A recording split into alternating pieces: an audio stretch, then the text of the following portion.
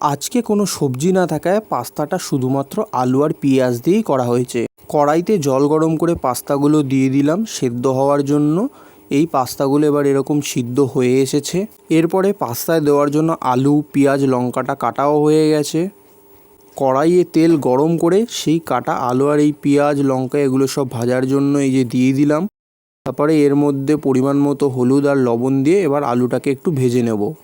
আলু পেঁয়াজটা এইভাবে ভাজা হয়ে এসছে। এর মধ্যে সেই সিদ্ধ পাস্তাটা এবার পুরোটাই ঢেলে দেবো। কিছুক্ষণ এর মধ্যে একটু নাড়াচাড়া করব যাতে আলু আর পেঁয়াজের সব তেলগুলো পাস্তার মধ্যে ধরে নেয়। তারপরে এর মধ্যে 2 টাকার সেই 1 প্যাকেট সস নিয়ে ঢেলে দিয়ে কিছুক্ষণ নাড়াচাড়া করতে হবে। যেই সব সস, তেল, আলু, পেঁয়াজ সব মিলে এসছে তখনই ব্যাস পাস্তা একদম রেডি। এই প্লেটে সার্ভ হয়ে যাচ্ছে পাস্তা। শুধুমাত্র আলু আর পেঁয়াজ দিয়েই করা হয়েছে সবজির অনুপস্থিতিতে। ভিডিওটি লাইক, শেয়ার আর চ্যানেলটি সাবস্ক্রাইব করবেন।